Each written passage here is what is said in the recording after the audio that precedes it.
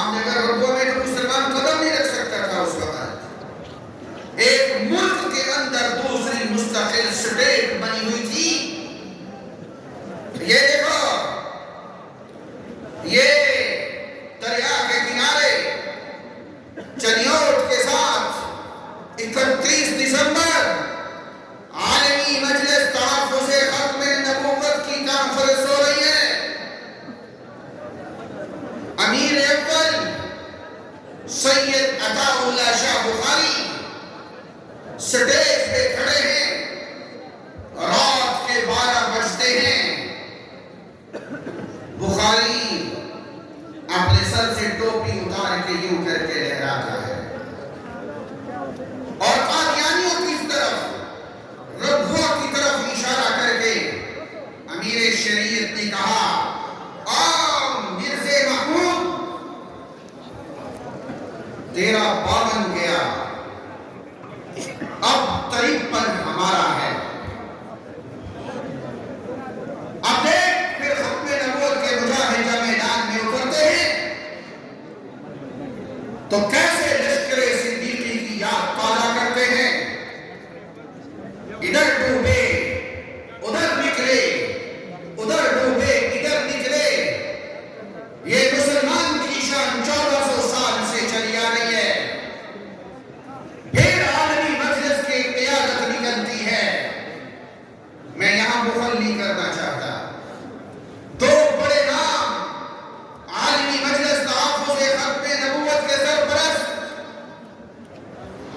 جنہوں نے سن کے بنیاد رکھا مرکزی دفتر عالمی مجلس ملتان کا، بابا درخواستی، اور دوسرا نام حافظ حسین احمد جو جمعیت کے بہت بڑے سرکردہ رہنما، ابھی ان کا انتقال ہوا. ان کے والد حضرت لاہوری رحمت اللہ علیہ کے جانشین اور خلیفہ مولانا عرض محمد رحمت اللہ علیہ، یہ بلوچستان میں عالمی مجلس تحفظ ختم نبوت کے مبلغین کو لے کے چلے. بلوچستان کے چپے چپے پہ پہنچے، ایک ایک انچ کی حفاظت کی. میں طوالت میں جاؤں تو وقت بہت لگ جائے. پھر وہ وقت بھی دیکھا گیا جب پورے بلوچستان میں آج آپ کو ایک بھی قادیانی عبادت گاہ کھلی ہوئی نظر نہیں آئے گی. یہ عالمی مجلس تحفظ ختم نبوت کی تاریخ ہے.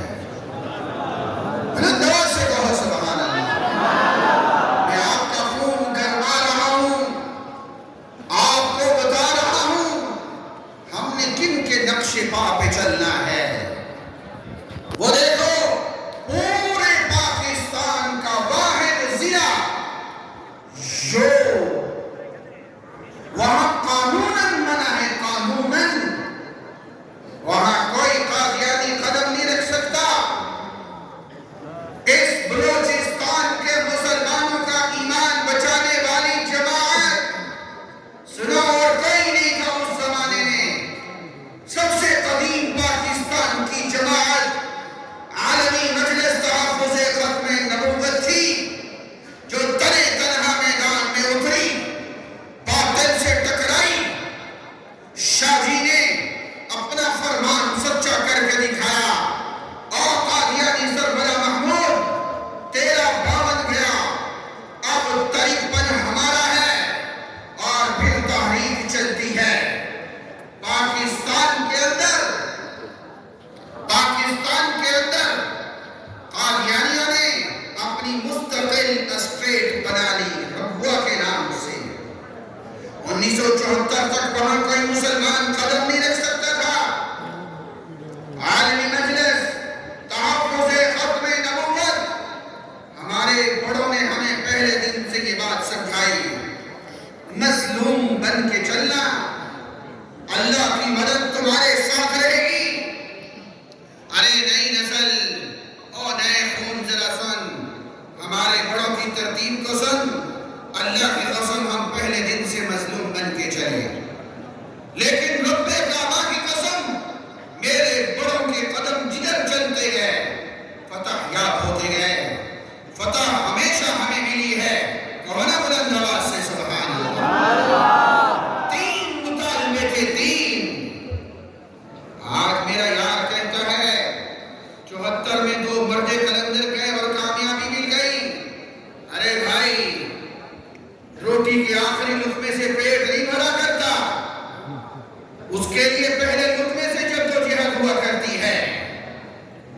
یہ جدوجہد تو سنا، ارے اس کے پیچھے 15,000 مسلمانوں کا خون ہے، بڑے بڑے اولیاء اللہ کا خون ہے، بڑے بڑے اکابر کی قربانیاں ہیں۔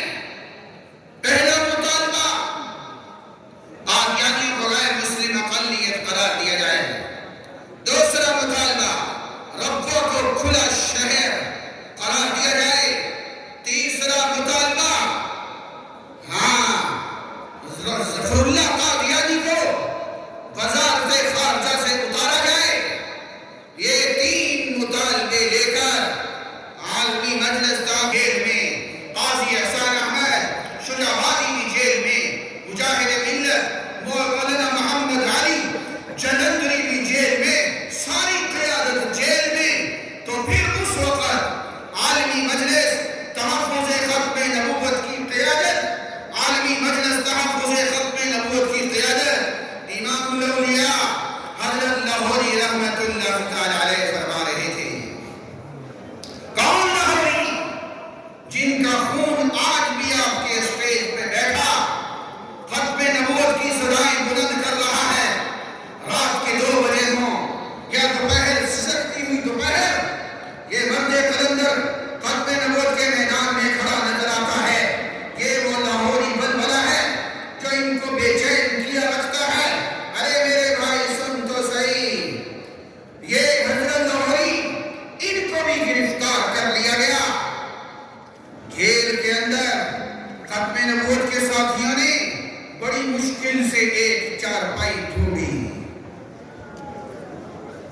اس بھائی جی کو بھائی یہاں نہ سنے، تیری مہربانی ہے۔ جیل میں اوپر سوئے، یہ کیسے ہو سکتا ہے؟ حضرت لاہوری رحمت اللہ تعالی علیہ کو، ارے پشاور والوں سنو داستان، ہم ہی سو گئے داستان کہتے کہتے۔ یہ برف کے بلاکوں کے بیچ میں رکھا جاتا تھا۔ معراج کا نوجوان 5 منٹ کے لیے برف کے بلاک پہ ہاتھ نہیں رکھ سکتا، ان کو کئی گھنٹوں رکھا جاتا۔ جب دیکھتے کہ نبض ڈوبنا شروع ہو رہی ہے، ان کو وہاں سے اٹھایا جاتا۔ جب ہوش آتا تو افسر نے پوچھا، لاہوری بتا پھر برف کے بلاک سے جسم ٹھنڈا ہوا کہ نہیں ہوا؟ حضرت لاہوری رحمت اللہ علیہ فرمانے لگے، جسم تو میرا ٹھنڈا ہو گیا، ایمان پہلے سے زیادہ گرم ہو چکا ہے۔